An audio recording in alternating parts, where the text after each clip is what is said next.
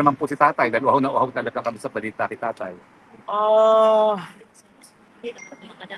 Buhay pa naman siya. Baka mag-set up na naman yan ng boxing ring na wala ako. Kailan nga ba ho? Wala na bang rematch kay Tore? Wala bang match kay Tore na sisipot na? Ayaw niya ako hintayin makauwi. Basta, kung ano yung ginasabi talaga ni Bangag, anong sinasabi niya, hindi niya gagawin yun. He always does the opposite. Di ba? Sinabi niya, hindi niya ipapadala to ng tatay namin sa anong ginawa niya? Kabaliktaran. Pag may sinabi yan, ang kabaliktaran yan ang gagawin. Kasi yung utak, wala na, baliktad na rin. Gumulong na yung utak niyan. Sabihin ko lang yung kapatid ko bago tayo simula. No problem, Mayor. How's your travel po? Was it smooth? Layo kasi. Tagal Hindi na. ako mahilig talaga ng long flights eh. Buhay ko. Kaya most of the time, pag nagpapakasyon ako, Asia lang. Kasi maganda rin naman yung mga lugar natin dyan sa Asia. Hi, Kitty. Hi. Ito, inatay ka niya. Dapat ha? So, Mayor, nakumpleto ba ho kayong apat ngayon sa bisita? Hindi. Kami lang tatlo ni City. Ang kapatid ko si Pulong, tsaka ako. Okay.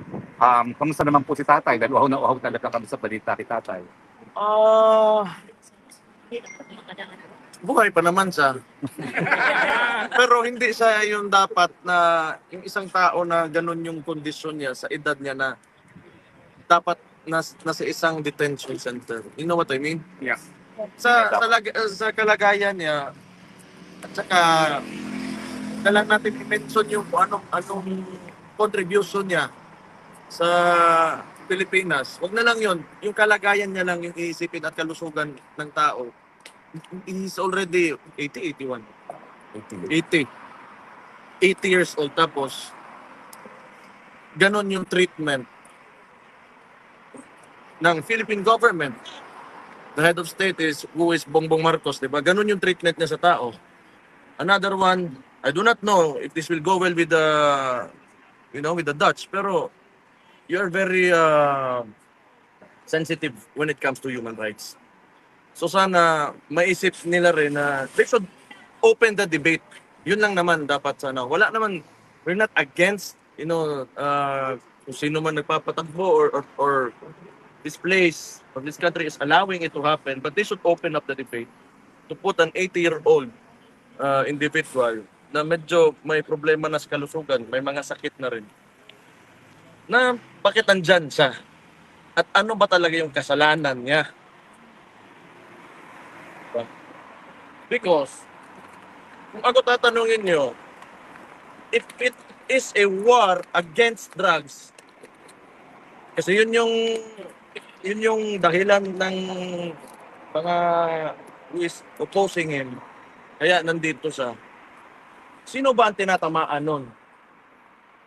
If you are against drugs. Di yung tinatamaan nun, yung mga nagbebenta, mga poser, mga drug lord. So paano sa naging mali dun? Because he wants to save the victims of these people. So ano kasalanan ng tao ngayon na nandyan siya sa... Ayoko na magalit. Ano pong Ano bang next napag-usapan question? nyo? Ano pong napag-usapan nyo po ngayon sa Dalaw? Wala naman, mga nangungumusta lang sa Davao. Sabi ko, traffic. Kasi hindi naman nagre-release talaga ng budget yung legislatura natin. Walang budget yung DOTR to go through with the Davao bus system. Mga ganun bagay. Trivia lang naman. Tapos, balita sa pamilya. We're talking about mga apo niya. Wala naman masyado. Wala pong current affairs kayo na pag-usapan politiko sa Pilipinas. Wala naman. Wala mang mga bagong ngayon na mga bagong tawag dyan. Yung nabubuking na mga kabit pala o dyan ng mga artista mga iba. Sige po, questions po? Mayor, good afternoon. May iba po tayo. Salamat po sa update kay Tatay Digong sa dito. Your comment po, Mayor, ongoing sa tungkol po sa ongoing investigation sa flood control projects.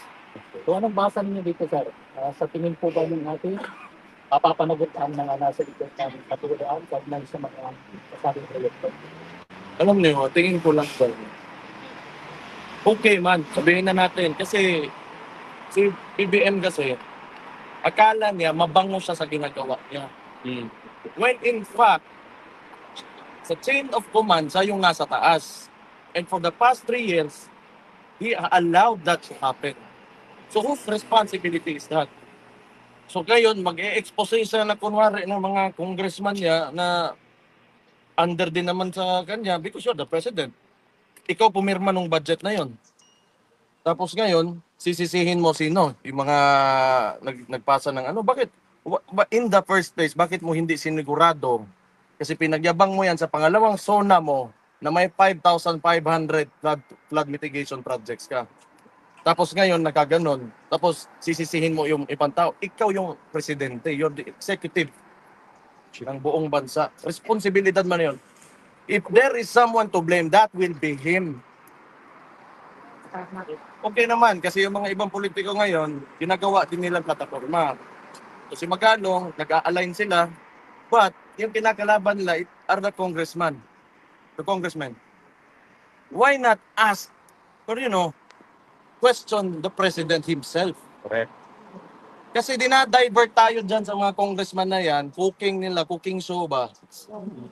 But sino man yung responsable talaga ng lahat? Sino pumirma ng budget? At sino implementing agency? It's DPWH, that is under the president. Yes. Correct. Mayor, ano masasabi niyo doon sa sinabi ni ni BBM na useless? Itong mga nakikita niya. I think yung nakikita niya useless daw yung mga proyekto. Proyekto. Kasi useless na nga. Kasi useless niya. Maging useless talaga yan because wala kang directive eh. Dapat simula pa lang ng termino niya, he should have said and instructed everybody, umayos kayo. Huwag niyong galawin yung pera ng taong bayan. Kasi yan, tayo lahat, papayat ng buwis, lalagay dyan, gagawing infrastruktura, kailangan maayos, walang masisira dyan. Ano ang unang ginawa niya? Dinismantle niya yung PACC. Yan yung watchdog ng corruption. Oh. So, who's responsible na? Siya. O itong mga nag-iingay ngayon, that is yung sumasakay sa plataforma, kunwari ng presidente na may expose siya, you ask the president himself. He is the only one who can fix this. Hindi yung pagtuturo niya sa mga congress, it will not fix anything. It will not fix anything. And isa pa, 3 taon na siyang nakanganga, kaya nangyari yan. So kaninong kasalanan yan ngayon? It will only happen if you allow it to happen. Ngayon lang na gano'n na, tapos Next question. Mayor, di ba sinabi niyo na may kasalanan talaga yung DPWH? Pero bakit kaya sa tingin niyo until now hindi pa niya sinisibak si Secretary Bonoan? ganito yan. Tingin ko lang dyan,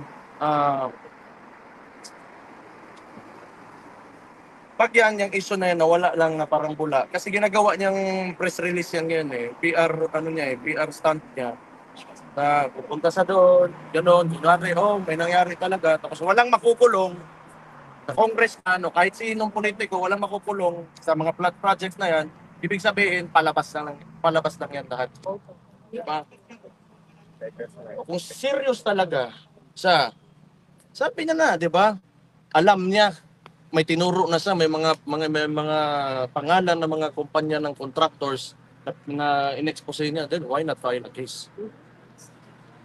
Kung talagang gusto mo ipakita sa tao, okay, you want to redeem yourself, pulong ka dyan. Kahit isang congressman lang.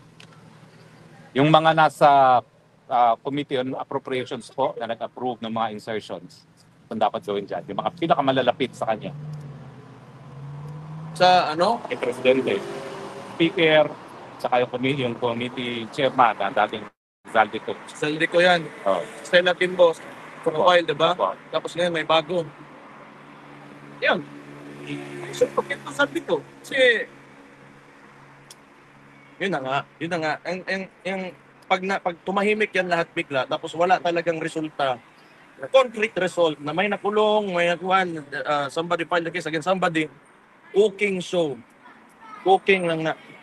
Mayor Baste, on a different matter, sir, Hmm. may you share to the entire Filipino community what's the reason behind why your father summoned his 4 children to appear before him for a family visit? If it's possible only, sir. Wala naman talaga na, siguro gusto niya talaga nakita niya kaming lahat. Wala man siya sinabi specific talaga na reason. Ikaw, alam mo? Nag-text lang siya bigla ng isang, through call yun. Tapos, ako ang bigla dito sa tapos tumangin ko sa kapag sa Out of no nowhere lang. serious reason actually. It's just, Out of nowhere, gusto niya lang na lahat. una niya lang ng strength. Thank you. Matutupad po kaya yon na makita niya kayo kayong apat this week? Tomorrow? No. 29. Nantin na. 29 tomorrow. Dili ba?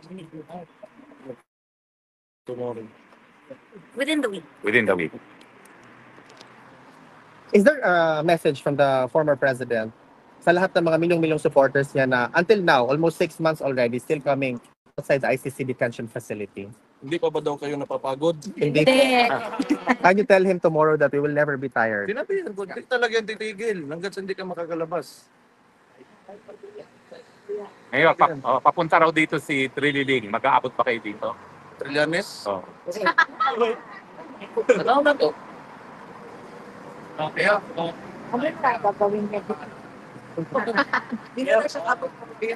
Kaya mag-set up na naman yan ng boxing ring na wala ako. Kailan nga ba ho? Wala na bang match kit Ore? Wala bang match kit Ore na sisipot na? Ayaw niya ako hintayin makauwi. Ngayon, nabanggit po ba kay PRRD regarding sa mga flood control na investigation na ganyan? Na banggit ng kapatid ko. Wala naman siyang comment. Ayun na nga. Kasi alam ko kasi mayor ako. Costing ng project, yung proyekto, tama ba, hindi overpriced, hanggang implementation, yung process talaga kung paano ka gagawa ng project. Pag sinunod mo lang yan, hindi masisira yung mga pinatayo mo na infrastructure. Alam niyo na si Tintin, pag may magandang mangyari sa Davao, magagalit si Tintin tsaka yung pangag. Ay, salamat. Bangag. Gamitin natin yan pag Sa tingin niyo po ba may pananagutan din si Speaker pagdating dito sa flood control? Kasi halimbawa po, yung sa Negros, diba, tinanggal nila si Arnie Tevez. Ngayon, yung dating budget ni Arnie Tevez doon for the whole district is 2 billion. But now, under dito ngayon, binigay kay Speaker yung responsibility sa Negros, na 1.9 billion, allegedly yung palang ay flood control. Wala pa yung iba. So, may pananagutan kaya dito si Speaker na sa mga flood control na ito? Anong sa tingin ninyo ang opinion niyo dito? Sinabi niya kanina, muna talaga yan dyan sa pangalan ng committee ba na yun? operations. Appropriations. Diyan mo makikita kung paano nila inallocate yung kung makita talaga may tinayo or kung may tinayo substandard o talagang tinayo, gano'n. Probably. Pero alam nyo, actually somehow tama naman yung sinabi nila that they cannot investigate themselves. Tama yun. Kasi talaga alam nila na wala silang tiwala sa sarili nila. Ano? Andyan naman yung executive, kaya nga presidente talaga dapat ang tatanungin. Kaya nga niya, kung serious nga talaga to saan niya? Mayor Baste, do you have a message to the entire Filipino community supporting your father? Mahal na mahal ko kayong lahat. Mahal na mahal kayo ni Rode, Panako. Kaayod. Salamat sa lahat. Suportan nyo. Mabuhay kayo. Huwag kayong titigil para sa tunay na pagbabago. Andyan na tayo. Ituloy-tuloy lang talaga natin to. Nakita niyo na yung transformation. Midterm elections, maganda yung resulta natin. Hindi ko lang alam kung bakit nakalusot yung dalawang LP na magandang lumabas ng bahay. Pero the Philippines, the country is evolving. into something better. Kita nyo yan. Kasi kami sa Davao, matagal na kami. Di kami gumagamit ng pera. Eleksyon. Ang sinasabi lang namin, kung may magbigay ng pera sa inyo, tagapin nyo. Pero kung sino yung tingin nyo, yung mismong kandidato na makapagbigay ng pagbabago, na mga magagandang